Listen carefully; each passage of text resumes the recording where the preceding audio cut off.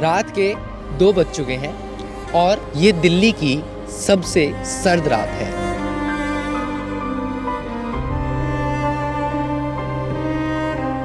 कतार से लेटे हुए लोग नजर आएंगे, कंबलों के नीचे ढके हुए मरीज जो रात को 2 बजे एम्स हॉस्पिटल के बाहर इंतजार कर रहे हैं अगले दिन अपना नंबर आने का, ताकि वो टाइम से लाइन लगा सकें।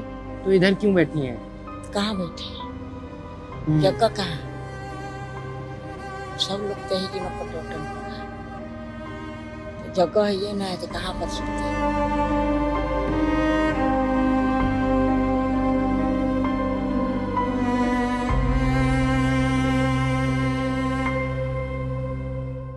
नमस्ते। रात के 2 बज चुके हैं और खबर ये है कि ये इन सर्दियों की अब तक की दिल्ली की सबसे सर्द रात है। टेम्परेचर जो है वो सबसे कम है, मिनिमम टेम्परेचर। इसमें टेम्परेचर जब गिर रहा है तो अलग अलग समस्याएं, अलग अलग प्रॉब्लम्स हम लोग देखते हैं, जिसमें कि सबसे बड़ी प्रॉब्लम ये होती है कि कम टेम्परेचर के चलते हैं दिल्ली में, खास तौर पर एनसीआर के इलाकों में कई लोगों की जान जाती है। वो इसलिए जाती है क्योंकि लोग जिनके पास छत नहीं होती, आशियाना नहीं होता, वो सड़क पर सोने के लिए मजबूर होते हैं, ठंड लग जाती है और फिर इलाज नहीं हो पाता और लोगों की मौत हो जाती है। लेकिन सिर्फ यही एक दिक्कत नहीं है।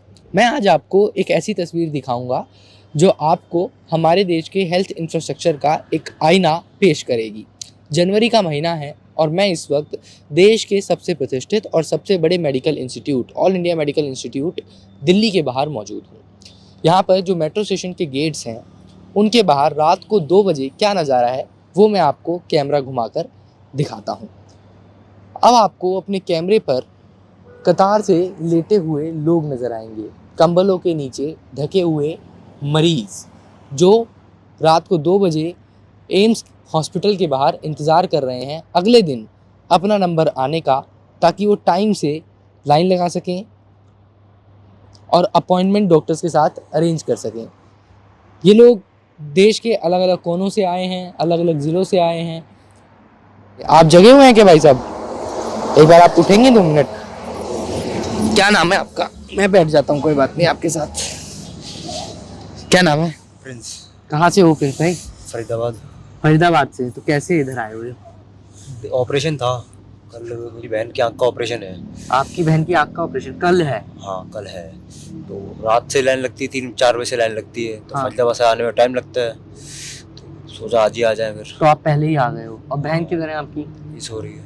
अच्छा सो रही है। अच्छा ये सो रही है। तो उनका ऑपरेशन है, क्या हुआ उनकी आंख में? आंख उसकी है नहीं, बचपन से नहीं है उसकी आंख। अच्छा। तो अभी रात में अभी 3 बजे से जाएंगे ऑनलाइन, मतलब वो लाइन लगाने के लिए। हाँ। इसीलिए आए पड़े हैं रात में। सुबह तो वहाँ से कोई साधन है नहीं, 6 बजे से पहले। 6 बजे मेट्रो शुरू होती है। 6 बजे तक अगर आप इधर आते तब तक तो लेट हो जाता। तब तक लेट हो जाता। 6 बजे तो वहाँ से निकलता मैं। निकलते हैं आप? हाँ। 8 बजे तक पहुँचता है यहाँ पे, कम से कम 7 साढ़े 7 बजे तक। तो कितने बजे लाइन लग जाती है? लग जाती है लगभग 4 बजे तो स्टार्ट हो जाती है। 4 बजे लाइन लग जाती है। जिनको शुरू में मिल गया नंबर उनको मिल गया? 3-4 ही लेते हैं लास्ट। 3-4 उससे ऊपर नहीं लेते। अच्छा 3-4 लोगों का ही उस दिन नंबर आएगा। डेट बेसिक 10 को देंगे, लेकिन लेंगे सिर्फ 4 को ही, 4 को 5 को। तो एक तरीके से आपका इलाज शुरू हो जाएगा अगर 4 लोगों में नंबर आ गया तो फिर जो डेट मिलती रहेगी आप उस पर आ जाएगी। हाँ। पर्ची बनती रहेगी उसके हिसाब से। तो आपको आगे आगे लगना पड़ेगा फिर तो लाइन में। नहीं लग पाए तो फिर से नंबर नहीं आ पाएगा। 4 बार से डेट दे रहे हैं, रीडेट कर रहे हैं इसको।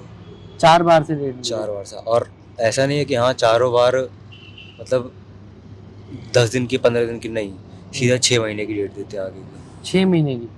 जून, जनवरी, जून। तो आप पहले भी आए हुए हैं क्या इधर? 3 बार हो चुका, 4थी बार है मेरा। पिछले 3 बार में नहीं हो पाएगा? सीधा मना कर देते हैं कि अभी इमरजेंसी वाले केस हैं, पहले उनको लेंगे, या कभी कोई डॉक्टर नहीं होते इनके पास। ऐसे ही चलता है। तो मतलब कुल जमा कितना साल भर से आप आ रहे हो इसका मतलब? साल नहीं, 2 साल से। 2 साल से आप आ रहे हो? 2 साल से नहीं हो पा रहा है, अब आप आए हो।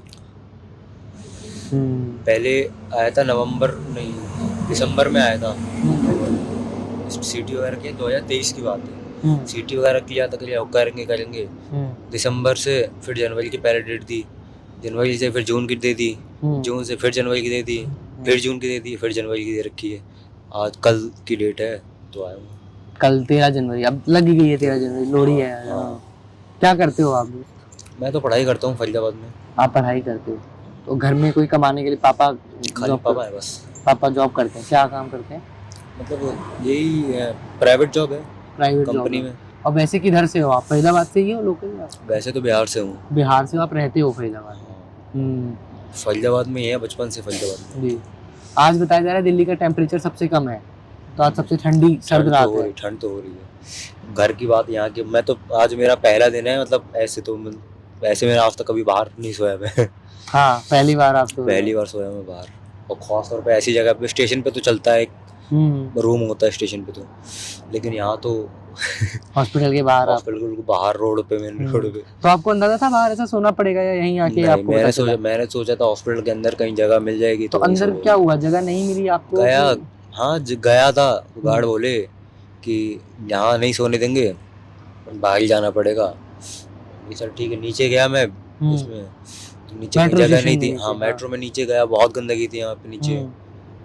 किसी ने थूक रखा है, ऐसे टॉयलेट वगैरह कर रखी है, पान खा के थूक रहा, गुटखा, बहुत गंदगी थी, बदबू आ रही थी, वहाँ नहीं सोया जाता, इसीलिए फिर ऊपर ही आ गए। क्या करते ठंड में, वहाँ पर ठंड तो बहुत है। तो कंबल आप अपने साथ ही लेकर आए थे, आपको उम्मीद थी कि जरूरत पड़ सकती है? हाँ, अब इतना तो है कि यहाँ इतना तो वह अंदर भी सोता तो पड़ती ही जरूरत तो इसकी। तो आप और आपकी बहन, आप दोनों लोग आए हुए? पापा भी फिलहाल गाँव में। पापा गाँव में, बिहार? जी, बस यही है अभी तो। कल तो इधर आप मुझे बताइए, बाथरूम वगैरह के लिए आपको कैसे करेंगे? कोई तो दिक्कत आएगी सुबह? बाथरूम वगैरह कोई पता नहीं है यहाँ पे, पता नहीं है आपको? बाथरूम वगैरह जो भी है रोड पे कहीं ना कहीं साइड में। तो वही ढूंढनी। और क्या, वरना पानी के हॉस्पिटल के अंदर जाना पड़ रहा है सीधा, यहाँ नहीं है। आप जैसे आए हो, आप 2 साल से इधर आ रहे हो, आप आज भी आप आए, आपको गार्ड्स ने अंदर नहीं सोने दिया, तो जो हॉस्पिटल की ये फैसिलिटी है, एम्स सबसे बड़ा हॉस्पिटल है देश का, इसमें बड़े प्राइम मिनिस्टर तक का इलाज हुआ है, तो आपको कैसी फैसिलिटी लगी? आपको लगा कि है एक गरीब इंसान अगर कोई अपना इलाज कराने आता है? सच बताऊं तो मतलब यहाँ पर पानी जगह जगह होना चाहिए, कम से कम ये भी है कि हाँ हर गली में पानी होनी चाहिए। हॉस्पिटल में कुछ भी नहीं है, ऊपर जाना पड़ता है पानी के लिए, बाहर निकल के धूप, मतलब कम से कम हर 20 कदम पे 30 कदम पे पानी चाहिए, होना चाहिए हॉस्पिटल में, क्योंकि बड़ा हॉस्पिटल है, भीड़ भी ज़्यादा होती है। ठीक है, तो वो फैसिलिटी भी नहीं है कुछ भी, मतलब पानी की भी नहीं है इसमें, मतलब सोने वोने की भी होनी चाहिए। अब इतने सारे पेशेंट हैं यहाँ पे, कम से कम 1000 पेशेंट तो एडमिट होंगे, ज़्यादा, बहुत ज़्यादा, मतलब कम से कम बता रहा हूँ। ठीक है, तो उसके हिसाब से कम से कम सोने का जुगाड़ भी होना चाहिए। कुछ भी नहीं है, सीधा कहते हैं बाहर जाके सो अपना, हम नहीं जानते। तो बस यही बोल दिया आपको कि बाहर सो जाइए, बाहर सो, यहाँ पे जहाँ पूरे हॉस्पिटल के अंदर कहीं भी सोओगे तो भगा दिया जाओगे, बाहर ही देखना पड़ेगा जुगाड़। नीचे गया तो नीचे मिला नहीं, फिर ऊपर जाकर सो गया, आना पड़ा। यहाँ तो मेरे को नींद भी नहीं आई, इसी जगह पड़ा मैं तो। कैसे नींद आएगी, इतनी ठंड है, 3-4 डिग्री टेम्परेचर है, और तो ये सो जाएंगे। कितने साल की है आपकी बहन? 14। क्या नाम है इनका? ज्ञानशी। इनको बचपन से ही नहीं है। तो अभी कुछ डॉक्टर ने पहले कुछ बोला है, उम्मीद है ठीक होने की या सक्सेस? पत्थर की आंख लगेगी सीधा, आंख लगेगी, क्योंकि जो आंख में नस होती है ना, वो नस नहीं है, आंख में नसें नहीं है ना, तो पत्थर की लगेगी। आंख में नस होती तो ओरिजिनल लग सकती थी किसी की, मतलब कोई आई डोनेट करता तो लग सकती थी, तो अभी नहीं लगेगी, खाली पत्थर की लगेगी अभी तो शो के लिए जी। वो भी तब लगेगी जब आपका नंबर अगर आ जाता है तो। हाँ, उसके बाद आ जाता है तो, अदरवाइज तो फिर कल वापस ही जाना पड़ेगा। 10 बजे तक पता चल जाएगा नंबर आएगा नहीं आएगा। आप कितने साल के हो दोस्त? मैं तो 19 का अब हो जाऊंगा। 19 के हो जाओगे। आपने क्या नाम बताया अपना? प्रिंस भाई एक बात मुझे बताओ, जैसे आप रात को आज बैठे हुए हो, थोड़ा डिसअपॉइंटमेंट होती है कि यार इलाज कराने जैसी चीज़ के लिए भी अगर इतना संघर्ष करना पड़ रहा है? सही बात है, मतलब होता तो है अब, लेकिन फ्रस्ट्रेशन होता है, गुस्सा आता है। हाँ लेकिन अब मजबूरी है, क्या करें, मजबूरी का नाम महात्मा गांधी होता है। मेरे को तो मतलब अब तो 2 घंटे ही बचे हैं, आपको लाइन लगानी है, अब तो 4 बजे, 2 तो बज ही गए। हाँ, तो मतलब मैं तो ये सोच के चला था कि हाँ नींद तो ऐसे भी नहीं आनी है मेरे को, बैठे बैठे काटनी है, लेटे बैठे रात भर। फिर थोड़ा सिक्योरिटी का भी खतरा है ना, कोई चोर वगैरह ना आ जाए, पूरा सो भी नहीं सकते हो, सामान वगैरह भूल के कैसे सोएंगे तो भी प्रॉब्लम है, वो भी दिक्कत है। हालांकि है नहीं कुछ, अब क्या ही होगा। इलाज कराने आए, खाली कागज ही है जो भी है, लेकिन अगर कागज भी चले गए तो पूरी 2 साल 3 साल की मेहनत बेकार हो खराब हो जाएगी, क्योंकि वो तो पुराना रिकॉर्ड मांगते हैं कि हाँ दिखाओ, हाँ उसी के बेस पर उसी के बेस पे करते हैं। अगर गलती से भी कागज इधर उधर हो गया एक भी तो फिर 6 महीना तो आगे लाइन बढ़ा कहाँ लगानी है आपको पता है वो? देंगे। लाइन अंदर फर्स्ट फ्लोर पे है। फर्स्ट फ्लोर पे, तो आप वहीं चले जाओगे वार्ड 4 नंबर बजे? 1, हाँ यहाँ से सीधा वार्ड नंबर 1 में जाना है। किसके इलाज के लिए आई हैं? हम अपना इलाज क्या हुआ आपको? कैंसर टॉन्सिल कैंसर है। कैंसर है? हाँ, तो अभी दिखाए डॉक्टर को अभी तक कि नहीं? दिखाया ऑपरेशन हो गया है। बोला है? हो गया है। हो गया है। तो इधर क्यों बैठी हैं? कहाँ बैठे हैं? जगह कहाँ है? अब सब लोग तो ही जो न पटौटन पड़ा है, तो जगह ये ना है तो कहाँ पर सोते हैं? जगह तो यही पर है, तो यह पन्नी किन कर लाया है, बिछा लिया है। पन्नी बिछा करके सो रही हैं आप? तो कल जाएंगी क्या डॉक्टर के पास फिर से इसलिए? हाँ, 13 तारीख है बिहान। 13 तारीख के दिखाना है, फिर वो 2026 के। तो कल ही है तेरा। कब आई आप इधर? आ जाए। आ जाए। और हाँ, कौन फिर कौन? एक बार और आ रहा तब जांच हुआ, खून टेस्ट हुआ, तो गैस्ट्रो में किया। तो गैस्ट्रो में से फिर 13 तारीख की डेट है, तो फिर 13 तो तारीख। कल का बना हुआ है पर्चा आपका? 13 हाँ, तारीख। हाँ। कितने बजे दिखाना है सुबह? 8 बजे में। 8 बजे दिखाना है। तो यहाँ कब पहुँची आप? आइए हम 2 बजे में पहुँचे। 2 बजे? तो तब से इधर ही हैं? हाँ, यही सिखा। तो नींद नहीं आ रही है आपको? क्या है, ठंडा में नींद आवेगा? बहुत ठंड है आज, 3 डिग्री है तापमान। ठंडा है तो। और कौन आया आपके साथ? ये पोता के लेकर आए हैं। अच्छा, साथ ही साथी आया हुआ है। बेटा आपका आदमी, गरीब आदमी के तो जानबे करे छी जे कमाए खाए वाला घरे पर है, तो वही के लिए एकरा लेकर तो जब अंदर हॉस्पिटल वाले नहीं लेटने दिए अंदर? ना हुआ नहीं लेटर देता, गिर उड़ गया है ना, ये ठेवना में दर्द। कोई बात नहीं। हाँ। तो वही के लिए कथी कर, कहाँ जाओ सोते, कहाँ कितनी उम्र है आपकी? 60 है।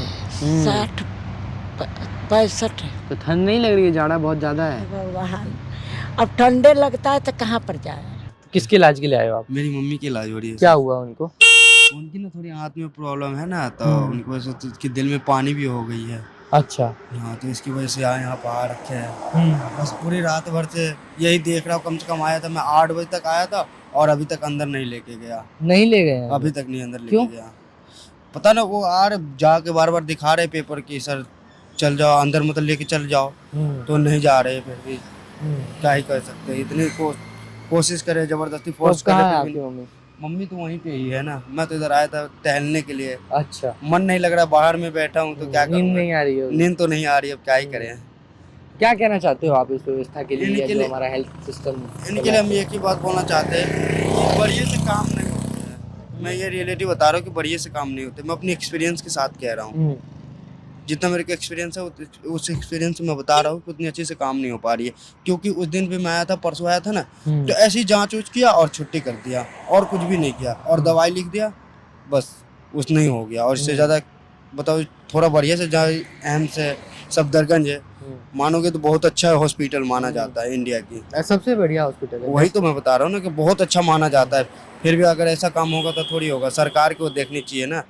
और जैसे मान लो कि डॉक्टर जी है और जो भी है, तो बट वो लोग ना ध्यान नहीं देते हैं। अगर उसकी बातों के अगर बोलोगे ना तो इग्नोर मार देता है, इग्नोर मार देते हैं, सही से बात नहीं करते हैं। हाँ, सही से बात नहीं करते। अगर कोई गार्ड वार्ड वाला से भी अगर पूछने जाओगे कि सर ये एड्रेस कहाँ पड़ेंगे, तो वो बताते नहीं है।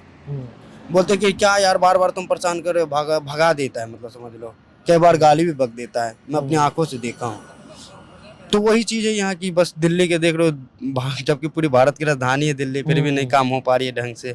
देख रहे लोग कैसे कैसे सो रखा है, देख ही रहे आप, ऐसे इतनी ठंड पड़ रही है। अब बताओ, रोड पे सो रहे, गाड़ी चल रही है, हवा आ रही है, तब तो यार इतनी दिक्कत परेशानी होती है। देखिए ठंड यहाँ पर इतनी है, मैं आपको बताऊं तो हम लोग जब बात कर रहे हैं तो हमारे हाथ भी एक तरीके से सुन्न हो गए हैं। दूसरा हाथ मुझे जेब में रखना पड़ रहा है, वरना रिपोर्ट करने में दिक्कत हो रही है, क्योंकि हवा इतनी तेज़ चल रही है, धुंध पड़ रही है, तो एक तरीके से तीर की तरह चुभती है वो हवा जब आपके शरीर पर लगती है तो। और मेरी तो उम्र बहुत कम है, यहाँ पे आपको 65 साल 60 साल की उम्र के लोग दिखेंगे फुटपाथ पर खुले आसमान में सोते हुए या सोने की कोशिश करते हुए कम से कम, क्योंकि इस तरह की ठंड में नींद आना संभव दरअसल है नहीं, चाहे आप कितने भी पल्लड़ कितने भी पन्नियाँ ओढ़ लीजिए।